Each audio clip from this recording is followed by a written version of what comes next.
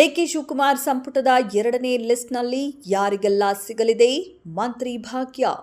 ಇಲ್ಲಿದೆ ನೋಡಿ ಲಿಸ್ಟ್.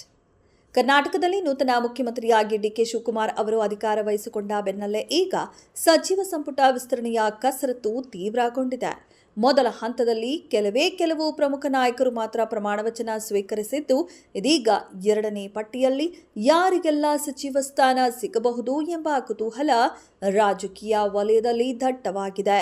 ಸಂಭಾವ್ಯ ನಾಯಕರ ಲೆಕ್ಕಾಚಾರ ಮತ್ತು ಹೈಕಮಾಂಡ್ ರಣತಂತ್ರದ ಕುರಿತಾದ ಒಂದು ರಾಜಕೀಯ ವಿಶ್ಲೇಷಣಾತ್ಮಕ ವರದಿ ಇಲ್ಲಿದೆ. ಜಾತಿ ಮತ್ತು ಪ್ರಾದೇಶಿಕ ಸಮೀಕರಣಕ್ಕೆ ಆದ್ಯತೆ.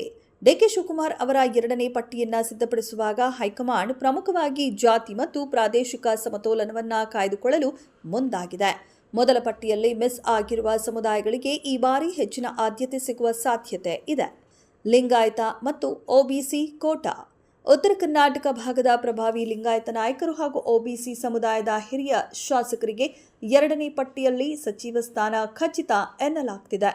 ಕಲ್ಯಾಣ ಕರ್ನಾಟಕ ಮತ್ತು ಕಿತ್ತೂರು ಕರ್ನಾಟಕ ಈ ಭಾಗಗಳಿಂದ ಪಕ್ಷಕ್ಕೆ ಹೆಚ್ಚಿನ ಸೀಟುಗಳು ಬಂದಿರುವುದರಿಂದ ಇಲ್ಲಿನ ನಿಷ್ಠಾವಂತ ಶಾಸಕರಿಗೆ ಸಚಿವ ಸ್ಥಾನ ನೀಡುವ ಮೂಲಕ ಪ್ರಾದೇಶಿಕ ಅಸಮತೋಲನವನ್ನು ಸರಿಪಡಿಸಲು ಸಿಎಂ ಮುಂದಾಗಿದ್ದಾರೆ.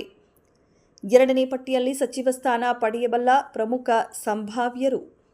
ಕಾಂಗ್ರೆಸ್ ವಲಯದಲ್ಲಿ ಹರಿದಾಡುತ್ತಿರುವ ಮಾಹಿತಿಯ ಪ್ರಕಾರ 2ನೇ ಹಂತದ ಸಂಪುಟ ವಿಸ್ತರಣೆಯಲ್ಲಿ ಈ ನಾಯಕರ ಹೆಸರುಗಳು ಮುಂಚೂಣಿಯಲ್ಲಿವೆ.